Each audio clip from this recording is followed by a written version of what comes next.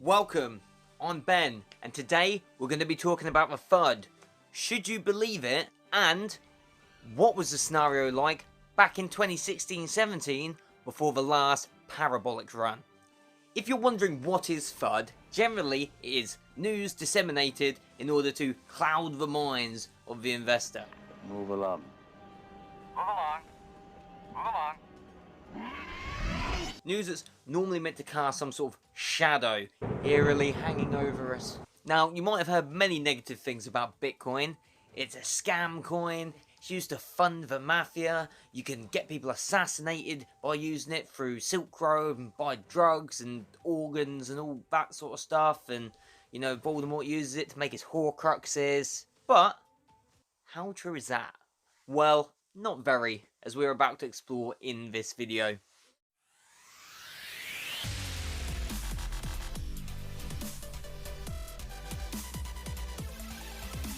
When we look at all the criticisms levied against Bitcoin, really, they're nothing that cannot be levied against other fiat currencies like the dollar. Just any medium of exchange can be used to scam with. Yes. Personally, I don't really see how all these arguments that are about 10 years old even hold up to scrutiny today. Well, I don't think they do. I think that people just don't scrutinise, if I'm going to be honest. I'm here today to give you guys some good reasons as to why the FUD should not be believed. The FUD is there to cloud our judgment.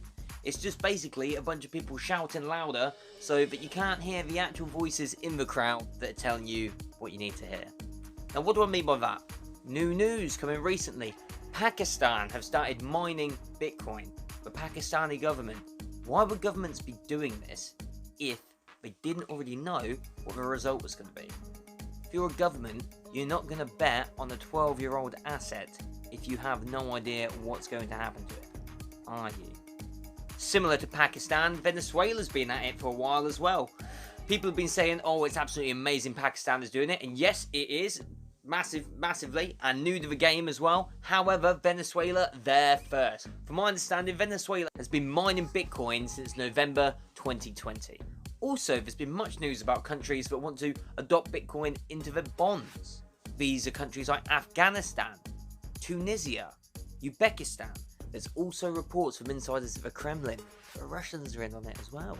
Everybody's buying Bitcoin, and America seems to be doing everything it can to keep up the illusion that the US dollar is still the most valuable and trusted asset in the world.